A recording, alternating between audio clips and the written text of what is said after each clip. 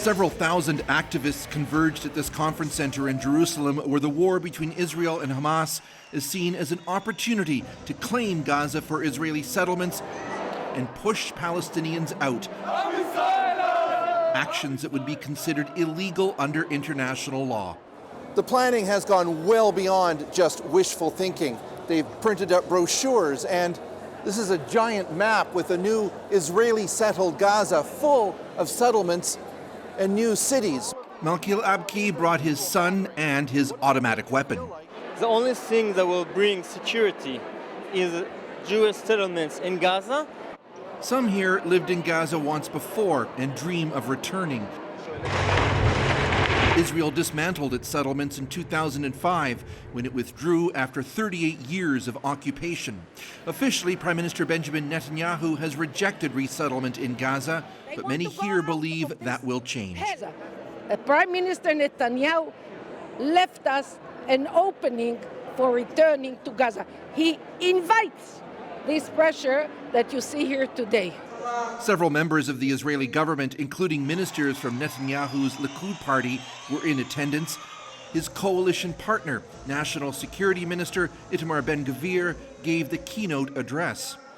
If you don't want another 7th of October, you have to return home and control the territory, he told the crowd. There is widespread and intense opposition internationally to Israel reoccupying Gaza. Forcibly removing up to 2.5 million Palestinians would be a war crime. But this lawmaker told us that is exactly what must happen.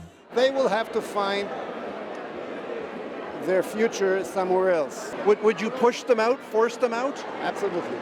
We can no longer look at this as some sort of fringe phenomenon. Dalia Shandlin is an Israeli-Canadian pollster and political analyst. I would expect that this government over the next number of years will make efforts to increasingly legitimize the idea of Israel reoccupying the Gaza Strip and rebuilding settlements, and then little by little try to lay the groundwork to do it. There's been a chorus of international condemnation for the gathering, including from France and the United States and the Palestinian Authority, which called it an endorsement of war crimes.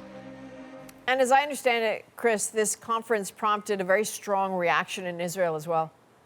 Well, the head of the opposition, Yair Lapid, called the gathering a disgrace. At least one member of Netanyahu's war cabinet denounced it too, and so did some of the family members of hostages that are being held by Hamas. The sister of one hostage, whose father was also murdered, called the scenes of celebration offensive, and she said the settlers were sticking, in her words, their finger in the eye of a public that's in pain, when the real focus should be on getting the remaining hostages home. Adrienne. All right, Chris Brown in Jerusalem tonight.